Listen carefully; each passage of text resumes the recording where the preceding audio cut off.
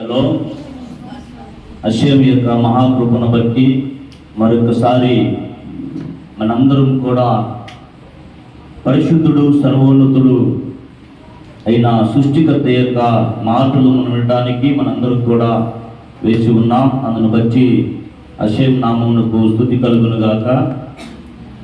మనందరూ కూడా ఒకసారి బైబిల్ తీసుకుందాం. కీర్తన 126, కీర్తన 126 1వ వచనమును మనం చదువుకుందాం. సియోనునకు తిరిగి వచ్చిన వారిని అషయం చెరలో నుండి రప్పించినప్పుడు మనము కల కనిన వారి వలె ఉంటిమి. మన నోటి నిండా నవ్వుండెను, మన నాలుక ఆనందగానముతో నిండియుండెను. అప్పుడు అషయం వీరి కొరకు గొప్ప కార్యములు చేసినని అన్యజనులు చెప్పుకొనిరి అని రాయబడింది. ఈ కీర్తన యాత్ర కీర్తన. ఏ కీర్తన అంటే ఇశ్రాయేలు ప్రజలు అనేకమైన సందర్భాలలో వాళ్ళ ప్రయాణము ఉంది. ఇశ్రాయేలు దేశము నుండి చెరలోనికి వెళ్ళిపోయేటప్పుడు వాళ్ళ ప్రయాణాలు ఉంటున్నాయి. ఒక ప్రాంతం నుండి మరొక ప్రాంతానికి వెళ్ళేటప్పుడు వాళ్ళకు ప్రయాణం ఉన్నాయి. వాళ్ళ ప్రయాణాలలో వారు పాడుతున్నటువంటి పాటలు ఏమిటి అంటే, సియోనుకు తిరిగి వచ్చిన వారిని అషయం చెరలో నుండి రప్పించినప్పుడు అని అంటున్నా. ఎక్కడి నుండి? చెరలో నుండి రప్పించినప్పుడు అంటే ఇశ్రాయేలు ప్రజలు పవిత్ర స్థలము, పరిశుద్ధ స్థలం అనేటువంటి యెరూషలేము నుండి వారు దిగజారిపోయి బబులోను దేశానికి బానిసలుగా వెళ్ళిపోయారు. అది వాళ్ళకి చెరకాలము. ఏంటది? చెర. ఏ వ్యక్తి అయితే పరిశుద్ధ భూభాగములో నుండి, అంటే ఇశ్రాయేలు ప్రజల కోసం మాట్లాడుతున్నాను, పరిశుద్ధ భూభాగములో నుండి ఆ పరిశుద్ధ భూభాగమును విడిచిపెట్టి బయటికి వెళ్ళిపోతాడో, అన్నిల దేశానికి వెళ్ళిపోయి జీవిస్తాడో, ఆ వ్యక్తికి అన్నిల దేశం అనేది ఒక చెర లాంటిది, ఒక బందీ లాంటిది. ఎందుకంటే ఇశ్రాయేలు భూభాగము చాలా ఉన్నతమైనటువంటి స్థలములో ఉంటుంది. ఏ స్థలములో ఉంటుంది? ఉన్నతమైన స్థలములో ఉంటుంది, ఎత్తుగా ఉంటుంది ఆ దేశ భూభాగం అంతా కూడా. మిగతా దేశాలనేవి కూడా చాలా డౌన్ గా ఉంటాయి. ఎప్పుడైనా సరే ఎత్తుగా ఉన్న ప్రదేశం కనిపిస్తుందా? డౌన్ గా ఉన్న ప్రదేశం కనిపిస్తుందా? ఎత్తుగా ఉన్న ప్రదేశం కనిపిస్తుంది. ఎందుకంటే అది అన్నిటికంటే ఎత్తుగా ఉంది కాబట్టి. అలాగనే ఇశ్రాయేలు యొక్క ప్రజలు దేవుని మాట వినకపోవడాన్ని బట్టి కొన్ని సందర్భాలలో వారు ఏం చేయబడ్డారంటే, ఎత్తైనటువంటి ప్రదేశము నుండి, దేవునితో సహవాసము కలిగినటువంటి ఆ ప్రదేశము నుండి నిత్యము కూడా దేవుని యొక్క దృష్టి ఆ దేశం మీదే ఉంటుంది, ఆ ప్రజల మీదే ఉంటుంది. ఆ ప్రదేశం నుండి ఈ ప్రజలు కిందకి వెళ్ళిపోయారు, అనగా వాళ్ళు చెరలోనికి వెళ్ళిపోయారు. నిరీక్షణ కలిగినటువంటి దేవునితో ఎప్పుడు కూడా ఉండవలసినటువంటి ఆ ప్రజలు కిందకు దిగజారిపోయిన తర్వాత అన్నిల దేశంలో వాళ్ళు నలిగిపోతున్నప్పుడు, బాధకు గురవుతున్నప్పుడు, శ్రమకు గురవుతున్నప్పుడు వాళ్ళ మనస్సులో ఒక పాట వచ్చిందంట. ఎప్పుడు? అన్నిల దేశంలో చెరలో వాళ్ళు బాధపడుతున్నారు, అన్నుల చేత తొక్కబడుతున్నారు. వాళ్ళ భూభాగంలో ఉన్నప్పుడు వాళ్ళు స్వేచ్ఛగా ఉన్నారు. వేరే ప్రదేశానికి వారు వెళ్ళినప్పుడు అక్కడ వాళ్ళు అన్యులు వాళ్ళని అనేక రకాలుగా చిత్రహింసలు పెట్టి బానిసత్వం చేసుకొని వారు చెప్పిన పనల్లా వాళ్ళు చేస్తూ ఉన్నప్పుడు చాలా మంది ఆ యొక్క బాధకి, ఆ శ్రమకి, ఆ వేదనకి తట్టుకోలేక, ఏంటి మన జీవితం, అయ్యో మనం దేవుణ్ణి విడిచిపెట్టాం కదా, పరిశుద్ధ భూభాగాన్ని విడిచిపెట్టాం కదా, పవిత్రమైన స్థలములో మనం నిత్యము ఉండాల్సినటువంటి వాళ్ళము కదా, ఆ ప్రదేశాన్ని మనం విడిచిపెట్టి కిందకి రావడాన్ని బట్టి కదా మనకి శ్రమ, ఈ బాధ, ఈ ఇరుకు, ఇబ్బంది అని అనుకున్నప్పుడు వాళ్ళ హృదయాలలో వారికి వచ్చినటువంటి పాట ఏమిటంటే, ఆహా వాళ్ళ నిరీక్షణ చూడండి, ఈ బాధ, ఈ శ్రమ, ఈ ఇరుక, ఈ ఇబ్బంది, వాళ్ళు పాడుతున్న మాట ఏమిటంటే, ఎప్పుడైతే దేవుడు మనల్ని జ్ఞాపకం చేసుకొని, ఎప్పుడైతే దేవుడు మన జ్ఞాపకం చేసుకొని తిరిగి మరలా దేవుడు మన యందు కనికరపడి మన పాపములను క్షమించి, మన అతిక్రమములను క్షమించి తిరిగి ఆయన మనల్ని యెరూషలేముకు, సియోనుకు తీసుకొని వచ్చినప్పుడు ఏం జరుగుతుందో వాళ్ళు ఊహల్లో ఆలోచిస్తున్నారండి. ఎక్కడ ఆలోచిస్తున్నారు? ఊహిస్తున్నారు. దేవుడు మనల్ని విమోచించే ఆ సమయం ఎలా ఉంటుంది, శత్రు దేశములో నుంచి తిరిగి దేవుడు పరిశుద్ధ భూభాగంలోనికి మనం తీసుకొని వచ్చే ఆ సమయం ఎలా ఉంటుందనంటే ఆ విషయాన్ని బట్టి వాళ్ళు ఊహిస్తున్నారు. ఊహించి వాళ్ళు ఏమంటున్నారంటే, ఆయన చెరలో నుండి మనం రప్పించినప్పుడు మనం ఎలా ఉన్నామంట, కల కనిని వారి వలె ఉన్నాం. ఎలా ఉన్నా? కల కని వారి వలె ఉంటిమి, మన నోటి నిండా, చెప్పండి గట్టిగా, నవ్వుండేది. ఎప్పుడు? చెరలో ఉన్నప్పుడా? చెర నుండి విమోచించబడినప్పుడా? గడి చెప్పాలందరూ కూడా. అంటే దీన్ని బట్టి ఏ వ్యక్తి అయితే శరకులోనవుతాడో, ఏ వ్యక్తి అయితే బాధకులోనవుతాడో, ఏ వ్యక్తి అయితే అనేక బాధలకు గురవుతాడో ఆ వ్యక్తి నవ్వగలడా? సంతోషించగలడా? ఆనందించగలడా? లేడు. కారణం ఏమిటి? అతడు చెరలో ఉన్నాడు. అలాగే చాలా మంది ప్రజలు, ఇశ్రాయేలు ప్రజలైతే వేరొక దేశంలో బానిసలుగా ఉన్నారు. చాలా మంది వారి యొక్క జీవితంలో పాపం అనేటువంటి చెరలో వాళ్ళు బంధించబడి ఉన్నారు. అవినీతి అనే చెరలో వాళ్ళు బంధించబడి ఉన్నారు. అక్రమము చేత బంధించబడి ఉన్నారు.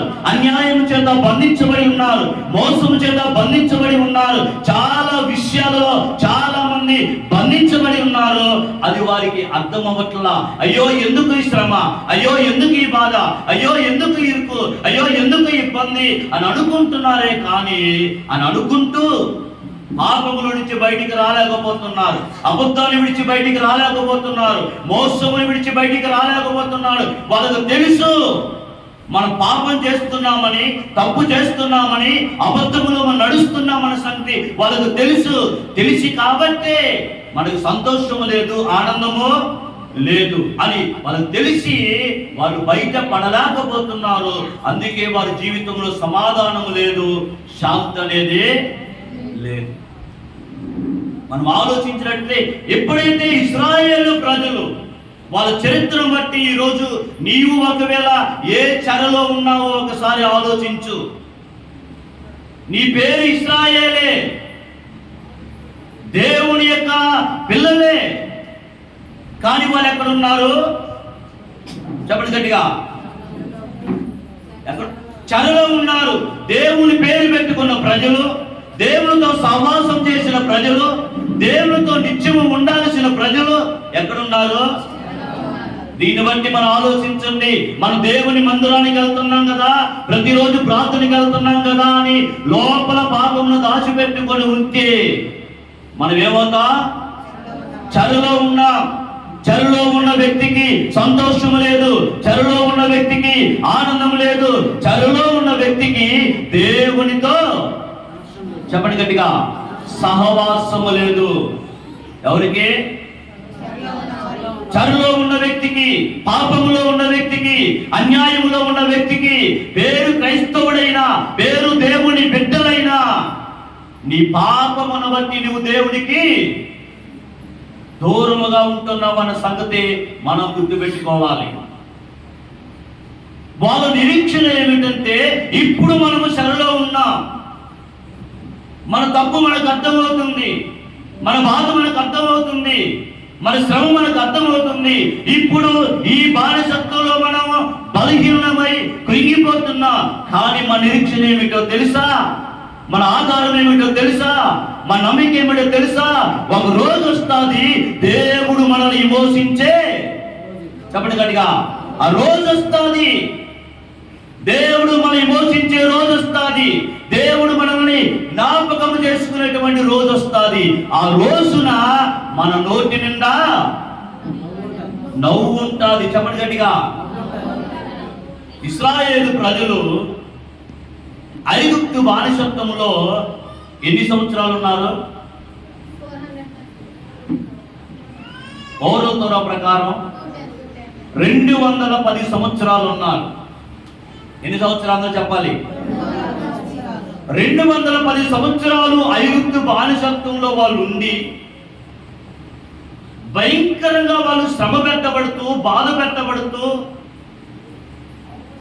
ఇరుకులు, ఇబ్బందులు, స్వేచ్ఛ లేదు, స్వాతంత్రము లేదు, వాళ్ళ కుటుంబంతో కలిసి ఉండడానికి అవకాశము లేదు. అలాంటి బాధ, శ్రమలో వాళ్ళు ఉన్నప్పుడు వాళ్ళు దేవునికి మొరపెట్టినట్లుగా మనం చూస్తాం. సార్ చూడండి, నిర్గమకాండము 2వ అధ్యాయము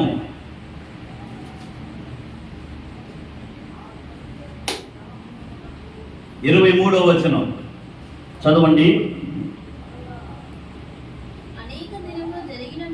అనేక దినములు జరిగిన మీదట ఐగుప్తు రాజు చనిపోయిను. ఇశ్రాయేలీలు తాము చేయుచున్న వెట్టి పనులను బట్టి, వీళ్ళు ఎక్కడున్నారు ఇప్పుడు? ఐగుప్తు అనేటువంటి చెర. ఎక్కడున్నారు? ఐగుప్తు అనేటువంటి చెర. బాగా గమనించండి. నువ్వే చెరలో ఉన్నా, ఏ పాపములో ఉన్నా, ఏ స్థితిలో నువ్వు కిందకు దిగజారిపోయి ఉన్నా, నీవు చేయవలసింది రాత్రి ఒక్కటే. నీకు చెర నుండి విమోచన కావాలా? నీకు చెర నుండి విడుదల కావాలా? నీవున్న స్థితి నుండి నువ్వు బయటికి రావాలనుకుంటున్నావా? ఒక ప్రత్యేకమైన సహవాసాన్ని నీ సృష్టికర్తతో నీవు నిర్మించుకోవాలనుకుంటున్నావా? ఈ రాత్రి మరి అందరము చేయవలసిన పని ఏమిటో తెలుసా? ఇశ్రాయేలు చెరలో ఉన్నప్పుడు వాళ్ళు ఏం చేస్తున్నారు? నిట్టూర్పులు విడుస్తున్నారు, మొర్ర పెడుతున్నారు. దేన్ని బట్టి?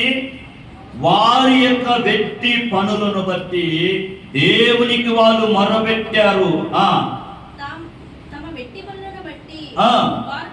వారు పెట్టిన మొర్ర ఎక్కడ చేరింది? ప్రార్థన ఎక్కడికి చేరాలి? మన బాధ ఎక్కడికి చేరాలి? నీవు బాధలో ఉన్నావని, నువ్వు శ్రమలో ఉన్నావని, దేనికి నువ్వు శ్రమ పడుతున్నావో, దేనికి నువ్వు బాధపడుతున్నావో దాని నుండి నీ విడుదల కావాలనుకుంటే ఏం చేయాలా? నీవు దేవునికి మొర్ర పెట్టాలి, ప్రార్థన చేయాలి. ఒకవేళ వాక్యం అర్థం కావట్లేదా? నీవు ప్రార్థన చేయి. ఒకవేళ ఏ స్థితిలో బలహీనంగా ఉన్నావా, నీవు ప్రార్థన చేయి. మానవుని యొక్క జీవితంలో బలమైన ఆయుధం ఏమిటో తెలుసా? దేవుని హృదయాన్ని కదిలించగలిగింది, దేవుని యొక్క దృష్టిని నీ వైపు తిప్పగలిగింది, దేవుని యొక్క ఉన్నతమైన సింహాసనాన్ని కదిలించగలిగింది ఏమిటి అని అంటే, నీ వేసుకున్నటువంటి వస్త్రం కాదు, మనం వేసుకున్నటువంటిది ఏది కూడా కాదు. మనకున్న డబ్బు కానీ, మనకున్న అధికారం కానీ, మనకున్న పలుకుబడి కానీ ఏది కాదు.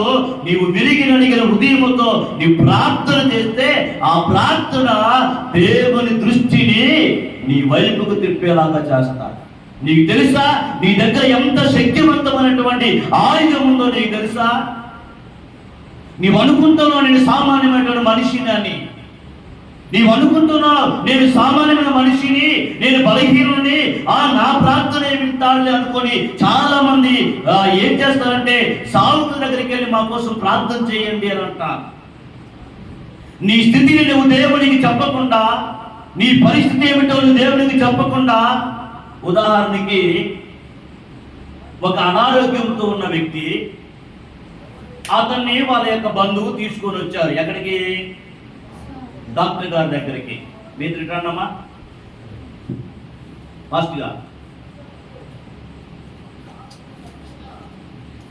ఈ అమ్మాయి గాడ్ ఫర్ మీ, ఈ అమ్మాయి పేషెంట్, ఈ అమ్మాయి తరపున ఇలా బంధువు వచ్చింది ఎక్కడికి, దా. ఇప్పుడు షారోన్ డాక్టర్ అడుగు, ఒకసారి ఏమని అడుగు, ఏమైందమ్మా అని. గట్టి చెప్పు, నువ్వు చెప్పమ్మా. మా అమ్మాయికి జ్వరం వచ్చింది, తలగా నొప్పి వచ్చింది. అప్పుడు ఈ డాక్టర్ అమ్మ అంటది, నువ్వు ఆగమ్మ, నీకు ఆ జ్వరం వచ్చింది, తలగా నొప్పి ఎక్కడ వస్తుంది, నువ్వు చెబుతావా ఏం చెప్తుందా? ఒక కడుపులు నొప్పి ఎక్కడ వస్తుంది, నువ్వు చెప్తావా ఏమని చెప్తుందా? కడుపులు నొప్పి ఎవరికి? ఈ అమ్మాయి. అప్పుడు ఎవరు చెప్పాలి? డాక్టర్ అనే మాట. నువ్వు కాదు డాక్టర్, ఆ అమ్మాయి డాక్టర్. దాని బయట బాగా అడుగుతారా? మర్చిపోయా, మన సంఘం సమాజంలో డాక్టర్ అమ్ముతారా? చెప్తున్నా వీళ్ళని జాగ్రత్తగా, నవ్వుకోవడానికి కాదు.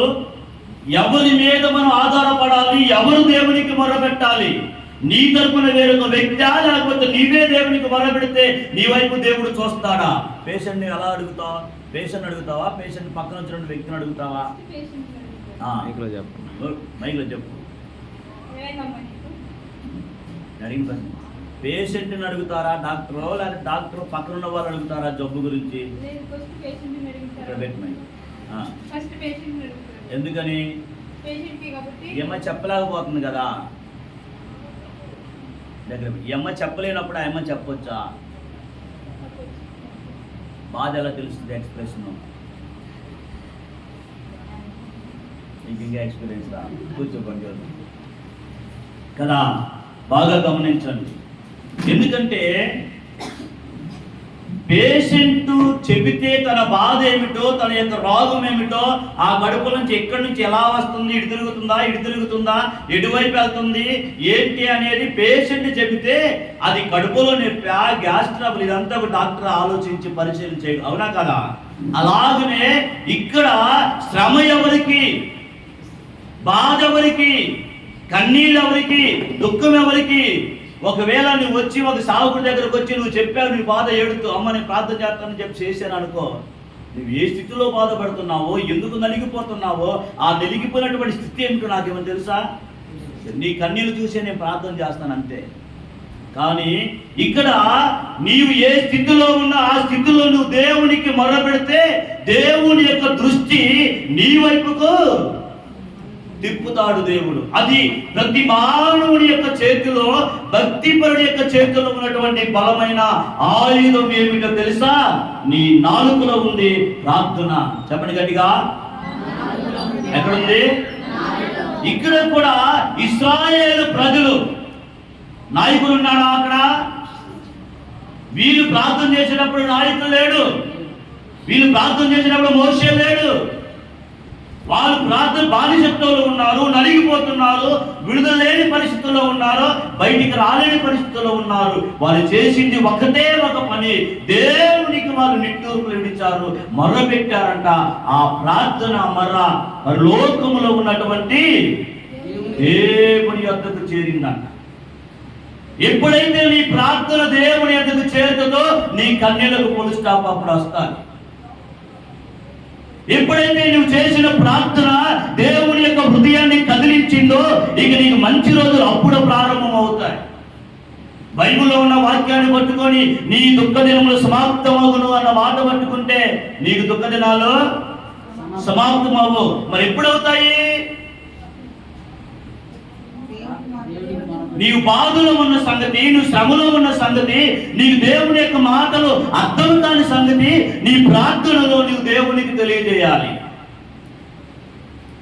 అప్పుడు కదా దేవుడు తన ఇక దేవుని దగ్గరికి వచ్చి నీ ప్రార్థన బట్టి దేవుడు నీ తరపు రెస్పాండ్ అవడం మొదలు పెడతాడు. నీ కొరకు ఒక ప్రణాళిక ఏర్పాటు చేస్తాడు. ఆ ప్రణాళిక ప్రకారంగా నీ ఉన్నటువంటి ఆ స్థితిని, నీ ఉన్నటువంటి ఆ కన్నీళ్ళ పరిస్థితిని, నీ ఉన్నటువంటి ఆ కుటుంబం యొక్క సమస్య నుండి అప్పుడు కదా దేవుడు నిన్ను బయటికి లాగేది. అది నీకు తెలియకపోతే నువ్వు ఎంత మందికి దగ్గర తిరిగినా, ఎంత మంది వద్దకు నువ్వు వెళ్ళినా నీకు ఆ విమోచన అనేది, విడుదల అనేది మధుబాబు గారు వస్తుందా? రాదు. కాబట్టి ఇక్కడ దేవుడు చెప్తున్నారు, అప్పుడు దేవుని యొద్దకు వారి యొక్క నిట్టూర్పుల, వారి యొక్క మర్ర చేరితే అప్పుడు దేవుడు ఏమన్నాడమ్మా? అప్పుడు దేవుడు వారి మూలుగులను విని అబ్రహాము, ఇస్సాకు, యాకోబులతో తాను చేసిన నిబంధనను జ్ఞాపకము చేసుకున్నాడు. ఎన్ని సంవత్సరాలు మొరబెట్టారు వాళ్ళు? ఎన్ని సంవత్సరాలు ఏడ్చారు? ఎన్ని సంవత్సరాలు వాళ్ళు కన్నీళ్లు కార్చారు? ఎన్ని సంవత్సరాలు ఐగుప్తుల వాళ్ళు బంధించబడ్డారు? చెప్పాను కదా అక్కడ 210 సంవత్సరాలు. 210 సంవత్సరాలు వాళ్ళు దేవునికి మొరబెడితే అప్పుడు దేవుడు ఆలోచిస్తున్నాడా, నా శిష్యుడు, నా స్నేహితుడు అబ్రహాముతో నేను నిబంధన చేశాను కదా, వాళ్ళు ఎవరు అనుకుంటున్నా? ఇప్పుడు బానిసలుగా ఉన్నారు. వాళ్ళు నా ప్రాణ స్నేహితుని యొక్క పిల్లలు. ఎవరల్లో? దేవుని ఆలోచన, దేవుని ఉద్దేశం. నీవు చెరలో ఉంటే చెరలోనే నీ జీవితం ముగింపు కాదు. నీవు సమస్యలో ఉంటే ఆ సమస్యలో నీ జీవితం ముగింపు కాదు. చాలా మంది అదే ముగింపు అనుకొని జీవితాన్ని అక్కడే ముగించేసుకుంటారు. కాదు, దాని తర్వాత ఒక గొప్ప విజయానికి నువ్వు వెళ్ళాలి. నీ సమస్య నుండి నీ విడుదల నీకు కావాలి. నీ కన్నీళ్ళ నుండి నీ నోటి నిండా ఏముండాలి? చెప్పలు గట్టిగా నవ్వు ఉండాలి. ఆ నవ్వు 10 మందిలో సాక్ష్యంగా మారాలి అంటే కన్నీళ్లతో ఆగిపోతావా? నీ సమస్యలు ఆగిపోతావా? నీ శ్రమలు ఆగిపోతావా? మిమ్మల్ని అడుగుతున్నా. ఆగిపోతే నీ నోటిలో నవ్వున్న సంగతి ప్రజలు ఎలా గుర్తిస్తారు? నీ విమోచించబడిన సమయం, నా దేవుళ్ళని విమోచించాలన్న సంగతి నీ నోటి నుండి బయటికి వస్తే కదా అనేక మంది విశ్వసించగలుగుతారు. అర్థమవుతుందా? ఇశ్రాయేలు ప్రజలు మా జీవితం ఇంతేనా, మా పరిస్థితి ఇంతేనా, మాకు విడుదల లేదా? అయ్యా అబ్రహాము దేవా, ఇస్సాకు దేవా, మా శరణ్యులకు విమోచన అనుగ్రహించండి, యాకోబు దేవా అని వాళ్ళు ప్రార్థన చేసినప్పుడు దేవుడు వారి మూలుగులను వినలేదనుందా? విన్నాడనుందా? మరి మన పరిస్థితి మనల్ని పట్టించుకోడా? నీ సమస్య ఏమన్నా పెద్దదా? 210 సంవత్సరాల బానిసత్వపు సంఖ్యలనే దేవుడు పటాపంచలు చేసి అద్భుతమైనటువంటి విజయాన్ని ఇశ్రాయేలు ప్రజలకు అనుగ్రహిస్తే నీ వయసు ఎంత? నీ సమస్య ఎంత? నీ వయసు ఎంత? నీ బాధ ఎంత? నీ సమస్య నీ జీవితంలో ఎప్పుడు వచ్చింది? నీవు కన్నీళ్ళు ఎప్పుడు కార్చావు? అది నీ జీవితంలో నీకు తీర్చుకోలేనంత సమస్య. అది అవును, తీర్చుకోలేని సమస్య కాదే, నిన్నొచ్చింది ఆ సమస్య. దాని తరువాత నువ్వు ముందుకెళ్ళడానికి దేవుడు నీతో ఉన్నాడు. దేవుడు ఉన్నాడు. ఆయనకి మొరబెట్టు, ఆయనకు ప్రార్థన చేయి, ఆయన నమ్మిక ఉంచు. 210 సంవత్సరాల బానిసత్వపు కట్టెలనే తెంచినటువంటి దేవుడు అద్భుతమైన విమోచన. ఒక్కరిగా, ఇద్దరిగా, 10 మందిగా?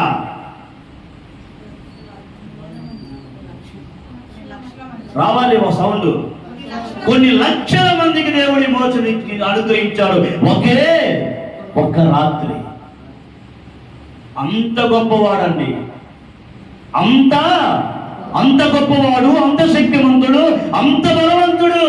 నీ ఒక్కదానినే శ్రమ పడుతున్నావని బాధపడి ఆ సమస్యను తీర్చుకోలేక ఏదేదో చేసుకోవాలని పరుగులెత్తుతున్నారు చాలా మంది ప్రజలు.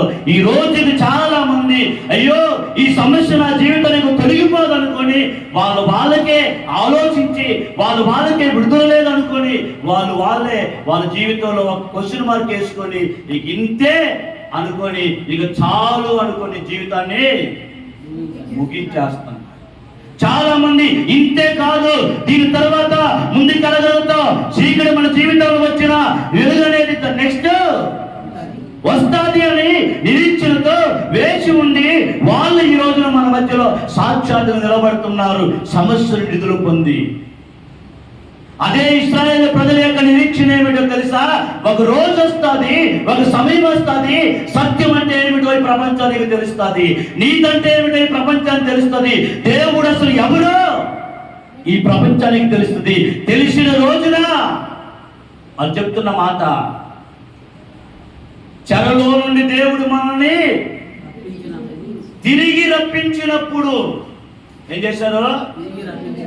ఎక్కడి నుంచి అయితే వాళ్ళు వెళ్ళిపోయారో, ఏ స్థలంలో నుంచి అయితే వారు వెళ్ళిపోయారో, ఏ స్థితి నుంచి అయితే వారు వెళ్ళిపోయారో, ఏ సమాసంలో నుంచి అయితే వాళ్ళు వెళ్ళిపోయారో, దేవుని యొక్క సమయం వచ్చినప్పుడు, దేవుని యొక్క దృష్టి ఈ భూప్రపంచాన్ని మీదకి వచ్చినప్పుడు, దేవుడు తన కార్యాలను అనేక లెక్కలు పరిగణించినప్పుడు, ఇశ్రాయేలు యొక్క శ్రమకాలం కొంతకాలమే, అనంతకాలము కాదు.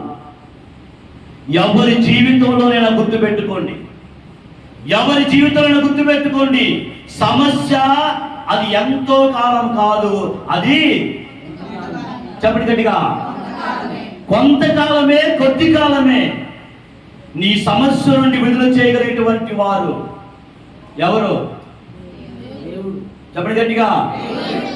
ఒకసారి యాకోబు గారిని చూసి తన భార్య అందంట, ఏమని, నాకు పిల్లల్ని ఇస్తావా? ఈవా అన్న. ఏముంది, బిర్యానీ తెస్తావా తేవా అన్నట్టు అడిగింది కదా. ఈరోజు బిర్యానీ పార్టీలు చాలా ఉన్నాయి లేవా? నాకు బిర్యానీ తెస్తావా తేవా? ఓ తెస్తాలే చెప్పు, ఏదో చేసి చెప్పలో పడి, దమ్ బిర్యానీ కావాలా, మటన్ బిర్యానీ కావాలా, చికెన్ బిర్యానీ కావాలా అడిగితే అది దొరికితే తెస్తాడు. అవి అడిగింది ఏంటి? చెప్పలు గట్టిగా, నాకు వినపడలా. పిల్లలు అడిగింది. పెళ్ళి చాలా రోజులు అవుతుంది, గర్భఫలం లేదు అని బాధపడి ఆయన దగ్గరకు వచ్చి అడిగింది ఒక రోజు. ఏమంది? నాకు పిల్లల్ని ఇస్తావా లేదా? యాకోబు గారు ఏమన్నా తెలుసా? ఎంతమంది కావాలన్న అన్నాడా? చెప్పలేదంటే యాకోబు గారు ఏమన్నాడు అప్పుడు? నేనేమైనా పిల్లలను ఇవ్వడానికి దేవుడి స్థానంలో నేను ఉన్నానా? ఏమడుగుతున్నావమ్మా నువ్వు నన్ను? నీవు అడగాల్సింది ఎవరిని? దేవుడు అడుగు. నేనేమైనా దేవుడి స్థానంలో ఉన్నానా అంటే ఆయన ఉద్దేశం ఏంటి? ఆయన ఏం చూపిస్తున్నాడు? నీ సమస్య నీకు ఒక పెద్ద సమస్యగా మారిపోయింది. నీ సహోదరి బిడ్డల కన్నా నువ్వు కనలా, అంత మాత్రాన నీ సమస్య అది పెద్దదా? నేనా దాన్ని ఇవ్వగలిగింది అని దేవుని వైపు చూపిస్తున్నాడు. తన భార్యకి ఏది నేర్పిస్తున్నాడు? తన భార్య దేవుని మీద ఆధారపడాలని, భర్తనైన నా మీద కాదు నువ్వు ఆధారపడాల్సింది, నీ దేవుని మీద నువ్వు ఆధారపడాలని చెబుతున్నా. అందుకని కీర్తన 121లో ఉంటుంది. ఏమని చూడండి ఒకసారి మాట. కీర్తన 121. కొండల తట్టు నా కనులెత్తుచున్నాను. ఏంటంట? ఆయన కనులు ఎటువైపు ఎత్తుతున్నాడు? చెప్పండి గట్టిగా. ఒకరి సమస్యలో ఉన్నాడు అనుకో, శరలో ఉన్నాడు అనుకో, పాపములో ఉన్నాడు అనుకో, అవినీతిలో ఉన్నాడు అనుకో, జైల్లో ఉన్నాడు అనుకో, ఏదైనా సమస్యలో ఉన్నాడు అనుకో, అతడు ఎటువైపు చూస్తున్నాడు? కొండల వైపు నా కన్నులెత్తుచున్నాను. ఆయన కొండల వైపు చూస్తున్నాను. మనం మనుషుల వైపు చూస్తాం, మన బంధువుల వైపు చూస్తాం, రాజకీయ నాయకుల వైపు చూస్తాం. ఎవరైతే మన కళ్ళకి అతడు చేయగలడు అని అనుకుంటామో అతని వైపు చూస్తాం. కానీ వాక్యం ఏం చెప్తుంది? ఒక విశ్వాసిగా, ఒక ప్రార్థనా పరుడుగా, దేవుని బిడ్డగా మనం ఆధారపడవలసింది రక్త మాంసములో ఉన్న నరుని మీద కాదు, దేవుని మీద. అషేము వలననే. చెప్పండి గట్టిగా. నా విమోచన ఎవరి వలన? నా విడుదల ఎవరి వలన? నా గర్భఫలం ఎవరి వలన? నా సమస్యకు విడుదల ఎవరి వలన? నా అనారోగ్యానికి విడుదల ఎవరి వలన? ఈ రాత్రులు గుర్తు పెట్టుకుని నీ విశ్వాసము నిన్ను సృష్టించిన దేవుని మీద ఉండాలి, కానీ మనుష్యులు ఎవరి మీద. ఎందుకో తెలుసా? ఆయనే నీవు నివసించడానికి కారణమైన భూమిని సృష్టించిన వాడు, నీవు జీవించడానికి కావలసిన ఆకాశాన్ని సృష్టించిన వాడు, నీవు జీవించడానికి కావలసిన ప్రతి సోర్సును కూడా అనుగ్రహిస్తున్నటువంటి వాడు. ఆయన మీద నువ్వు ఆధారపడు. ఎవరి వైపు తిరిగి నా కన్యలకు విడుదల లేదని అడుగుంటే ఎవరు తీరుస్తారు? 146వ కీర్తనలో ఉంటుంది, రాజుల చేతనైనను నరుల చేతనైనను రక్షణ కలుగును, వారి నమ్ముకోవద్దు, వారి ప్రాణము ఎప్పుడైతే గడిలిపోద్దో అంతే మంటి పాలైపోతారు. వారి సంకల్పములు, చెప్పండి, వారి సంకల్పాలు, వారి ఆలోచనలు, వారి పదవి కానీ, వారి ఉద్యోగం కానీ, వారి వ్యాపారం కానీ ఏదైనా సరే ఆ రోజు ఫుల్ స్టాప్. అలాంటి వ్యక్తి మీద మనం ఆధారపడేది. అయ్యో నిన్న బాగానే ఉన్నాడు కదా, ఈరోజు లేడా? అలాంటి వ్యక్తి మీద మనం ఆధారపడేది. నిన్న నేడు నిరంతరము ఒకటే రీతిగా ఉన్నటువంటి ఆ సృష్టికర్త మీద మనం ఆధారపడేది. ఏమండి, ఎవరి మీద మన ఆధారం? ఎస్, వాళ్ళ నిరీక్షణ ఏమిటో తెలుసా? వాళ్ళ హోప్ ఏమిటో తెలుసా? ఒక రోజు వస్తుంది, దేవుడు మనల్ని సియోనుకు తిరిగి ఆ కనెక్షన్, ఆ పాట ఉంటుంది హీబ్రూలో, శీలమాలో కదా హీబ్రూలో, దాంట్లో శుభా అనే పదం వస్తుంది. ఏమొస్తుంది అంటే తిరుగు. ఏం తిరుగు? తిరుగు. ఎవరి వైపు తిరుగు? ఏ స్థితి నుండి నువ్వు పడిపోయావో, ఏ ఉన్నతమైన ప్లేస్ నుండి పడిపోయావో, ఏ పరిస్థితుల నుండి పడిపోయావో, ఏ ప్రణాళికతో భూమి మీదకు వచ్చి ఆ ప్రణాళిక నువ్వు మర్చిపోయావో దాని వైపు తిరుగు. అప్పుడు కదా నీకు సహాయం ప్రారంభమయ్యేది. అప్పుడు కదా నీకు దేవుని దృష్టిలో నువ్వు పడేది. అప్పుడు కదా నీ నడకలు పరుగులెత్తేది. వాళ్ళ ఆలోచన ఏమిటో తెలుసా? ఇప్పుడు మేము శ్రమ అనుభవిస్తున్నాం, ఇప్పుడు మేము బానిసలుగా ఉన్నాం, ఇది మాకు ముగింపు కాదు. యేసేపు గారు అంటాడు, తన మరణకాలం సమీపించినప్పుడు నిశ్చయముగా దేవుడు మిమ్మల్ని చూడవస్తాడు. ఏం చెప్పాడు? చెప్పండి. నిశ్చయముగా అంటే ఖచ్చితంగా దేవుడు మిమ్మల్ని చూడవస్తాడు. ఏంటంటే ఆ నిరీక్షణ. అప్పటికే కొన్ని సంవత్సరాలు అయిపోయింది, సమాధానం లేదు. ఇతని యొక్క ఆశ, ఇతని నిరీక్షణ, ఇతని యొక్క ఓర్పు ఏమిటో తెలుసా? నిశ్చయముగా దేవుడు మిమ్మల్ని చూడవస్తాడు. వచ్చినప్పుడు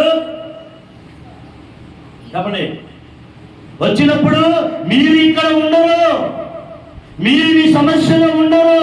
ఎప్పుడైతే దేవుని ప్రార్థన ఆలకిస్తాడో, ఎప్పుడైతే నువ్వు సరళమైనటువంటి నీ సమస్య నుండి విడుదల కావాలని నీ సృష్టికర్తగా నువ్వు ప్రార్థన చేస్తావో, ఇక నువ్వు అక్కడ ఉండవు. అక్కడ నుండి నువ్వు పాలు తెల్ల ప్రపంచ దేశానికి ప్రయాణం అవుతారని యేసేపు తన అన్నదమ్ములకు చెప్తున్నాడు. ఈరోజు మనందరికీ చెప్పగలిగిన మాట ఏమిటంటే, దేవుడు నిన్ను దర్శించిన రోజున, దేవుడు నీ ప్రార్థన విన్న రోజున, దేవుని కన్నీళ్లు చూసినటువంటి రోజున, నీవు నిరీక్షణతో ఉన్నటువంటి రోజున నీవు ఇక ఆ స్థితిలో కొన్ని సంవత్సరాలైంది. యేసేపు చెరలో ఉండి ఒక రోజు మనుషుని మీద ఆధారపడ్డాడు. యేసేపు గారు, అయ్యా నేను చెరలో ఉన్నాను. ఎక్కడున్నాను? నేనేం తప్పు చేయరా, కానీ చెరలో ఉన్నా.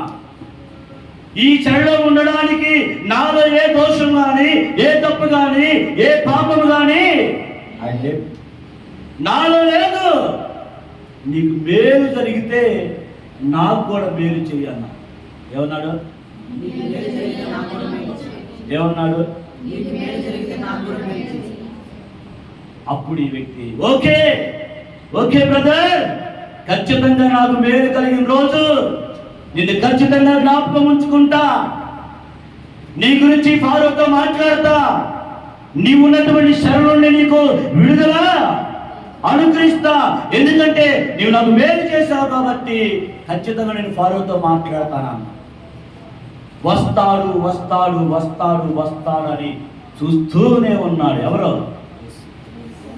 చెప్పండి గట్టిగా. మోషేనా? యోసే. ఏం చూశాడు? వెళ్ళాడు కదా,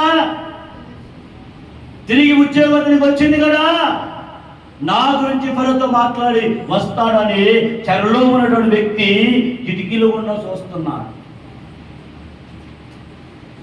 తెల్లారింది, వస్తాడా? తెల్లారుతుంది, వస్తాడా? పొదుగుతుంది, ఇంకా రాడు, ఇక రాడు, రేపు వస్తాడేమో. మనుషుల మీద ఆధారపడితే నీవు అలాగే చూస్తావు. కళ్ళు ఇంతలావు చేసుకొని 2 సంవత్సరాలు అయింది. ఎన్ని సంవత్సరాలు అయింది? ఎందుకు? సహాయం చేస్తాడని ఆశపడి ఎదురు చూసినప్పుడు 2 సంవత్సరాలు అయింది, చెరలోనే ఉన్నాడు. చేశాడా తప్పు? చెప్పండి. ఏ తప్పు చేయలే, చెరలో ఉన్నాడు. విమోచన లేదు. అతని నిరీక్షణ ఒకటే, ఏదో ఒక రోజు నేను ఈరోజు మనిషి మీద ఆధారపడ్డాను, నాకు సహాయం దొరకలేదు. అందుకని కీర్తన కొండల తట్టు నా కన్నులెత్తుచున్నాను, నాకు సహాయము ఎక్కడి నుండి వస్తుంది? మనకు టక్కన మన సమస్యలో ఉన్నప్పుడు గుర్తొచ్చేది నరమాత్రులే కదా. నువ్వు ఉన్న చోట మోకరించి ప్రార్థన చేయి. నువ్వు ఉన్న చోట కన్నీళ్ళు కాదు. మనుషులకు చెప్పక ముందు నిన్ను ప్రేమించే నీ దేవునికి చెప్పు. ఏ స్థితిలో పడిపోయావో, ఎందుకు దేవునితో కనెక్షన్ తప్పిపోయావో ఆ కనెక్షన్ సర్దించుకో. ముందు దేవునితో కనెక్షన్ పెట్టి ప్రార్థన చేయి. 2 సంవత్సరాలు అయింది. అతనికి పరిస్థితి మారినప్పుడు గుర్తొచ్చాడు ఖచ్చితంగా. అయ్యా, ఒక వ్యక్తి ఉన్నాడు ఈ కళలు చెప్పగలిగిన వాడు, తీసుకురమ్మని. ఒకే ఒక్క రోజు మోషే గారు, ఏ రోజు? విమోచన. మనం చెప్పిన కదా, విమోచన విడుదల ఎలా వస్తుంది? అకస్మాత్తుగా వస్తుంది. దానికి నువ్వు ప్రిపేర్ అయి ఉండాలి. విడుదల విమోచన అకస్మాత్తుగా వస్తుంది, దానికి నువ్వు ప్రిపేర్ అయి ఉండాలి. ఆ రోజు వచ్చింది. యోసేపు దగ్గరికి ఈ యొక్క ఫారో సైనికులు వెళ్ళి ఆ యొక్క సెలవు నుంచి బయట తీసుకొచ్చి కటింగ్ చేయించి స్నానం చేయించి మంచి వస్త్రాలు వేసి తీసుకొని వచ్చి రాజు ఎదురు నిలబెట్టారు. రాజు ఎదురు నిలబెట్టడమే కాదండి, ఆ తర్వాత కొన్ని సెకండ్ల తర్వాత, కొన్ని నిమిషాల తరువాత అతను రాజు తరువాత సింహాసనాన్ని అధిష్ఠించాడు. అదన్నీ వాళ్ళ యొక్క నిరీక్షణ. దేవుడు విమోచిస్తే అలా ఉంటుంది. నిరీక్షణ గొప్పదైతే నీ విమోచన అంతకంటే చెప్పగలిగా నీ ముందు లేపమ్మా. ఏంటి? నిరీక్షణ గొప్పదైతే, ఆ నిరీక్షణ దేవుని మీద ఆధారపడేలాగా ఉంటే, ఆ నిరీక్షణకి ఎన్ని సంవత్సరాలైనా నీ ఆధారము నీ దేవుడే అయితే ఖచ్చితంగా నీ విమోచన అద్భుతంగా ఉంటుంది, ఘనముగా ఉంటది. 10 మంది తరతరాలు కూడా చెప్పుకునే విధంగా ఉంటది. యోసేపు గురించి ఇప్పుడు కూడా ఐగుప్తు దేశంలో చెప్పుకుంటూనే ఉన్నారు, ఆయన గొప్ప మహారాజు మన మధ్యలో ఉన్నాడు అని. యోసేపు ఐగుప్తు దేశానికి గొప్ప రక్షకుడు. యోసేపు లేకపోతే వాళ్ళ దేశం ఆ రోజు ఇదైపోయేది, కరువుకి గిలగిల పండుగలాడేదే. ఒక బానిస అద్భుతమైన ఆలోచనతో దేవుని ప్రణాళికలో ఉన్నాడు కాబట్టి గొప్ప విడుదల కారణమయ్యా. వాళ్ళు చెప్తున్న మాట అసలు చిత్తమైతే రేపు మనం కొనసాగిద్దాం. వాళ్ళు చెప్తున్న మాట, ఈ రోజు మనం బబులోను దేశంలో చలిలో ఉన్నా బాధపడద్దు మిత్రమా, కురిగిపోవద్దు మిత్రమా, ఇరుకుపడద్దు మిత్రమా, దేనికి కంగారు పడద్దు. ఆయన మనల్ని విమోచించే సమయం వచ్చినప్పుడు, దేవుడు మనల్ని వెళ్ళిపోయిన మనల్ని తిరిగి వెనక్కి రప్పించినప్పుడు ఏమవుతుందా? మన నోటి నిండా చెప్పండి గట్టిగా ఏముంటది? విమోచించబడిన ఏముంటది? నీకు నవ్వు అవసరం అంటూ ఉంది. గడియపు నవ్వుతా నవ్వు ఉంటుంది. ఎలాంటి నవ్వు అంటే విమోచించబడితే కదమ్మ తెలిసేది కదా. ఎలాంటి నవ్వు అంటే పట్టరాని నవ్వు, సంతోషం ఎక్కువ అధికమైపోద్ది. అది ఐగుప్తు నుంచి బయటకు వచ్చిన తర్వాత, ఎరసములు దాటిన తర్వాత వాళ్ళు పాడారు గానాలు, పాటలు. తర్వాత ఏమనుకుంటారంటే వీళ్ళందరూ కూడా తిరిగి వచ్చినప్పుడు అన్ని జనాలు అందరూ ఏమనుకుంటారు వాళ్ళ గురించి అంటే, నోటరి గారు చెప్పిన మాట చదువుకుని ముగించుతాం చూడండి. మన నోటి నిండా నవ్వుంది, మన నాలుక ఆనందగానముతో నిండిపోయినా. ఏమైంది? ఏడు మొహం పోయింది, బాధ పోయింది, శ్రమ పోయింది, ఇరుకు పోయింది, ఇబ్బంది పోయింది. ఇంకేం వస్తున్నాయి లోపల నుంచి? చెప్పండి గట్టిగా. ఆనందగానాలు వస్తున్నాయి. అప్పుడంట జనాలు అషేము వీరి కొరకు గొప్ప కార్యములు చేశారని ఎవరు చెప్పుకుంటారు? ఇప్పుడు చెప్పుకునేదండి. నువ్వు దేవుడు నమ్ముకున్నావా? ఒకే ఒక దేవుడు నమ్ముకొని వెళ్ళావా? యోసేపు గారు బానిసత్వంలో ఉన్నప్పుడు అడిగారు, మీ దేవుడు ఎవరని. మా దేవుడు అక్కడే అన్నాడు. మీ దేవుడు అక్కడ? ఆయన పూరా ఎవరు లేరు, ఆయనకు అనాథ అని అడిగారు. అడిగారు చెప్పమ్మా, మీ దేవుడు ఒక్కడేనా? తోడు లేరా? ఎవరికి తోడు లేరా? ఆదరించేవారు లేరా? మీ దేవుడు పలకరించేవారు లేరా? అయ్యో మీ పేదవాళ్ళని అందరూ విడిచిపెట్టారా అన్నాడు. ఆ తర్వాత యోసేపు రాజై రథం మీద ఎక్కి తిరుగుతుంటే, ఓ పేదవాడి దేవుడి యొక్క బిడ్డవాడు, నిన్ను చూస్తుంటే పేదవాడి దేవుళ్ళ, పేదవాడి దేవుడి కుమారులా లేవయ్యా, రాజకుమారుడి యొక్క కుమారులా ఉన్నావు అని చెప్పేసి అన్నాడట. ఎవరు ఆ వ్యక్తి? నీవు శ్రమలో ఉన్నప్పుడు పక్క వాళ్ళనే మాట్లాడే, నువ్వు బాధలో ఉన్నప్పుడు పక్క వాళ్ళు మాట్లాడే మాట్లాడే.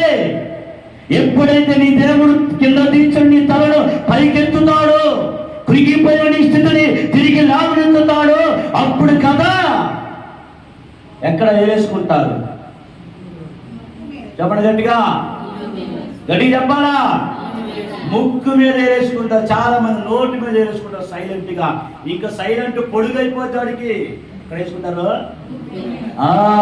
దేవుడు మనల్ని జ్ఞాపకం చేసుకుంటే, దేవుడు విమోచించే సమయం వస్తే, దేవుడు కనికరం మన మీదకి వస్తే, దేవుడి యొక్క దయా దాక్షిణ్యానికి నీవు పాత్రుడమైతే, నీ స్థితి గురించి, నీ గురించి అన్యజనులు చెప్పుకుంటారు. ఆ రోజు, ఆ గడియ రాబోతా ఉంది. ఏమనుకుంటారంట అందులో? జెఫన్యా గ్రంథంలో ఏముంది? అబ్రా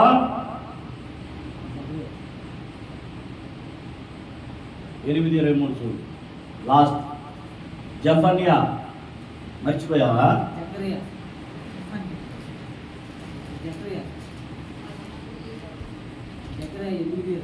జకర్యా 23 చదువురా. సైన్యములకు అధిపతియగు అషేం చలవించినదేమనగా, ఆ దినములలో ఉన్నామా? ఏ దినాలలో? ఈ దినాలలో కాదు. ఈ దినాల్లో నువ్వు చూస్తున్నావు నేను ఇర్మియా ఒక్కడేనని, ఈ దినాల్లో నువ్వు చూస్తున్నా నలుగురు అని, ఈ దినాల్లో నువ్వు చూస్తున్నా వాళ్ళు ముగ్గురే కదా అని దేవుడు చెప్తున్నా. ఆ దినములలో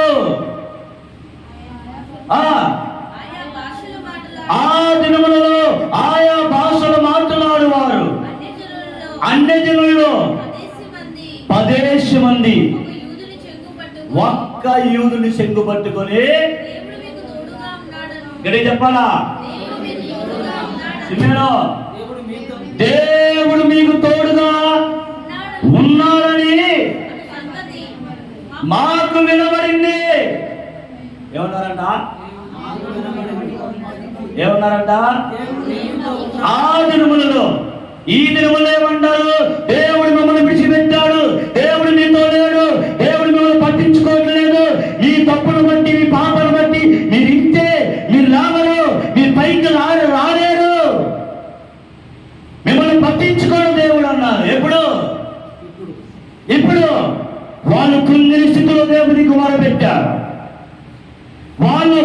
బాధలో దేవునికి మొరపెట్టారు, వాళ్ళ సమస్యలో దేవునికి మొరపెట్టారు.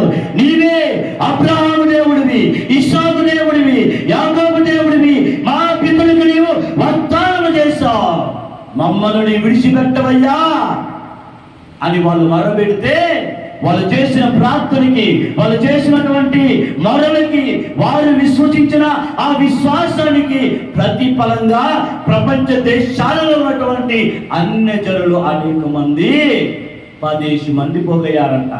ఎంతమంది? 10 మంది ఏం చేస్తున్నారు? ఒక్కడి మీదకి రాలా. ఈ రోజుల్లో 10 మంది ఒకరి మీదకి వెళ్తున్నారు, కానీ ఆ రోజుల్లో 10 మంది కలిసి ఒక ఏనుగును చెంగు పట్టుకొని దేవుడు మీతో ఉన్నాడో సంగతి మాకు వినబడింది. ఇప్పుడు వినబడుతున్న జనాలకి, ఇప్పుడు ఆ మాటలో స్వరం వినబడుతున్నా. ఒక రోజు వస్తుంది నీవు నమ్మి అబద్ధం అని తెలిసినప్పుడు, ఒక రోజు వస్తుంది నీ విశ్వసించి నడిచేటువంటి విధానము తప్పు అని తెలిసినప్పుడు, ఒక రోజు వస్తుంది నువ్వు దేని కోసం ఎదురు చూస్తున్నావో అది నీకు దొరకనప్పుడు, అరే ఇది కాదా రూటు, అరే ఇది కాదా మార్కు, అరే ఇది కాదా మనం వెళ్ళేటువంటి ఆ త్రోవ అని తెలిసినప్పుడు, అప్పుడు బయలుదేరతా. పాస్టర్ గారు ఉండమ్మా, నాకే జరగట్లేదు. ఏంటది? శంగు. ఏంటది? ఏ శంగు? యూదుని శంగు. నాకే దొరకట్లేదు. నువ్వే కానీ మాకు ఇప్పుడు నాకు చెప్పావా? అప్పుడు చెప్పానా? ఇప్పుడు నేనే చెప్పలేదురా, నేనే పరిగెత్తుతుంటే వస్తే రానా కథలో నేను ఒకటి, మీరు 9 మంది, మొత్తం 10 మంది కలిసి ఎక్కడికి వెళ్దాం? ఈదును చెంగు పట్టుకొని వెళ్దాం ముందు. అప్పుడు ఏమైంది? అప్పుడు వచ్చి ఏమంటారంట, చెంగు పట్టుకొని వెనకాలండి, ఎవరు దేవుడు మీకు తోడుగా ఉన్నాడని మాకు వినబడిందయ్యా. ఇప్పుడు దాకా ఎరివే చెప్పలేదా మీకు మీ ఊర్లో? అప్పుడు చెప్పాడయ్యా, మాకు అప్పుడు అర్థం కాల. ఎప్పుడు అర్థమవుతుంది? ఇప్పుడు అర్థమవుతుందయ్యా, దేవుడు మీకు తోడై ఉన్నాడంట. నక్కి ఏమంటారట, దేవుడు మీకు తోడుగా ఉన్నాడనే సంగతి మాకు వినబడింది కనుక మేము